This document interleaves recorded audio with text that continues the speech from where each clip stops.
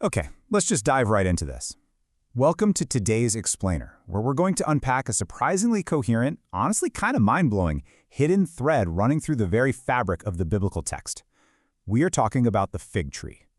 Now, I know what you're thinking, but this isn't just background foliage. From Genesis all the way to Revelation, when the biblical writers deliberately place a fig tree in the frame, they're doing something incredibly sophisticated. It's like a botanical breadcrumb trail.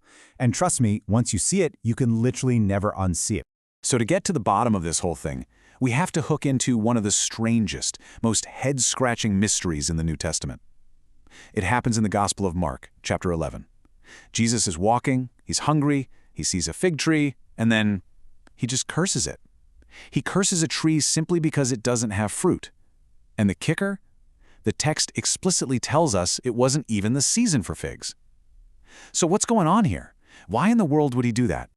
In this bizarre scene, Jesus is actively condemning a perfectly leafy tree on the way to Jerusalem. On the surface, it seems almost randomly out of character, right? But as you'll see, this is actually the inciting incident for our entire botanical investigation today. Jesus isn't just throwing a tantrum here. He is activating a massive, ancient symbol. Which brings us to Section 1, Genesis and the first covering. To really understand what Jesus is doing, we have to shift our investigation all the way back to the very beginning, the book of Genesis. This is where we uncover the true origin story of the fig leaf symbol. Consider the precise detail in Genesis 3:7. After Adam and Eve eat the forbidden fruit, which, by the way, fun fact, is never actually identified as an apple or a fig in the text, their immediate reaction is to reach for a fig tree. The tree itself didn't cause the fall, but humanity's very first self-made attempt to cover their nakedness, to cover their shame, was to sew its leaves together. This brilliantly illustrates a really stark theological contrast. Think about it. Before sin, humanity is naked, unashamed, and completely open before God.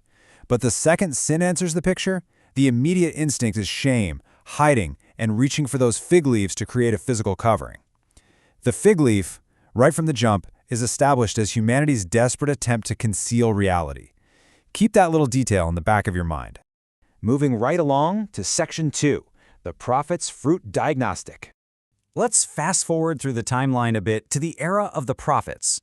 By this point in history, a flourishing fig tree had become the ultimate symbol of national security, peace, and covenant blessing for Israel. It was a really big deal. But in Jeremiah 24, we see a massive contrast. Jeremiah has a vision of two baskets sitting in front of the temple. In one basket, exceptionally good ripe figs. In the other, figs so incredibly bad they couldn't even be eaten. God is actually using these baskets to illustrate how he's beginning to inspect the spiritual health of Judah. So, what's the big takeaway here? The crucial point is that the prophets effectively turned the fig into a spiritual diagnostic tool. The equation wasn't simply Israel equals a fig tree. It was much deeper. It was that the condition of the fruit proved whether the relationship with God was actually healthy or not. If the tree withers or the fruit is rotten, well, it means something beneath the surface has gone terribly wrong. And this brings us beautifully right back to the New Testament. Over in John chapter 1, Jesus meets a rather skeptical guy named Nathanael. Nathanael essentially asks how Jesus even knows him, and Jesus replies with this fascinating line, "I saw you while you were still under the fig tree." Now, this wasn't just some random geographical marker. Jesus was proving his supernatural knowledge. Nathanael was an Israelite in whom there was no deceit, no hiding. So by seeing him under the fig tree, Jesus proves that God sees right through the canopy. He sees past the leaves, straight to the heart. And that brings us to Section 3, Unmasking the Leafy Hypocrite. Which brings us right back to the scene of the crime in Mark 11, and that original mystery we started with. Mark is doing something absolutely ingenious here. He creates what scholars call a literary sandwich. Check this out. Jesus curses the tree, immediately goes and cleanses the corrupted temple in Jerusalem, and then the very next morning, the disciples find that tree totally withered from the roots. The cursed tree and the cleansed temple are literally interpreting one another. The temple was a religious system that looked incredibly alive on the outside. It had all the leaves of activity, sacrifices, priests. But Jesus walked right up to it and found absolutely no fruit. And here is the big aha moment, the climactic revelation. Back in Genesis, humanity used fig leaves to cover their nakedness and shame. Fast forward to Mark, and the religious system was doing the exact same thing. They were using the leaves of outward religious activity to cover a total lack of inward fruit. Jesus wasn't just mad at a random tree. No way. He was unmasking a leafy hypocrite. The leaves promised something the trees simply couldn't deliver. Let's look at section 4, the parable of grace. Now, if we stop the explainer right there, it would be a pretty heavy takeaway, wouldn't it? But Jesus offers us a totally different angle in the Gospel of Luke, God's incredible patience. In this parable, a man wants to cut down a barren fig tree after 3 years of no fruit. But the gardener steps in and says, "Sir, let it alone this year also." He wants to dig around it, to fertilize it. This represents profound divine mercy. God isn't just eager for judgment. He doesn't want to destroy the tree immediately. He wants genuine, deeply rooted life. Because, as we all know, you can't just staple fruit onto dead branches. That doesn't work. It requires healthy roots. But mercy doesn't mean indefinite postponement. This symbolism echoes all the way to the very end of the biblical timeline. Over in Revelation 6, we see a picture of sudden, cosmic judgment, described as stars falling to the earth. Quote, "As a fig tree drops its late figs when shaken by a mighty wind." It's a striking image. The stakes for bearing actual fruit, rather than just growing leaves, are eternally high.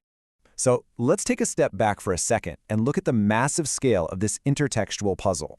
From the leaves covering shame, to the good and bad figs revealing our condition, to the barren tree warning us about outward appearances, right on through to sitting under the tree in peace, it completely proves that whenever you see a fig tree in the text, it's repeatedly asking one profound question: what is truly happening underneath the leaves? And I want to reassure you, the overarching biblical narrative absolutely does not end with a withered, cursed tree. Thank goodness. It ends with this incredibly beautiful prophetic promise from Micah 4:4. It's a vision of restored peace, where everyone sits peacefully under their own restored canopy, completely unafraid, with absolutely nothing left to hide. Which leads us into our final section, section 5, beneath your leaves. As we wrap this explainer up, it's time to apply this whole botanical parable to our own lives in our own authenticity. Think about how we still use leaves today. We are so good at covering up what we don't want others to see. We cover our insecurity with projected confidence. We cover our weaknesses with hypercompetence. We cover our failures with endless explanations. And maybe most dangerously of all, we cover our spiritual barrenness with nonstop religious activity. But as we've learned, just having a lot of leaves doesn't actually mean you're alive. Now, if that thought makes you a little anxious, let this comfort you. Sir, let it alone this year also. This is the incredible grace of the gardener. He already sees exactly what's beneath your leaves, so you don't even have to pretend. He doesn't immediately cut us down when we're barren. Instead, he patiently digs around our roots. He nourishes us because he is absolutely determined to cultivate genuine, lasting life within us. Which leaves us with this final, lingering thought for the day. Don't just ask yourself if you look fruitful to other people. Ask yourself this: Lord, what do you actually see beneath my leaves? And what genuine fruit are you patiently trying to grow there?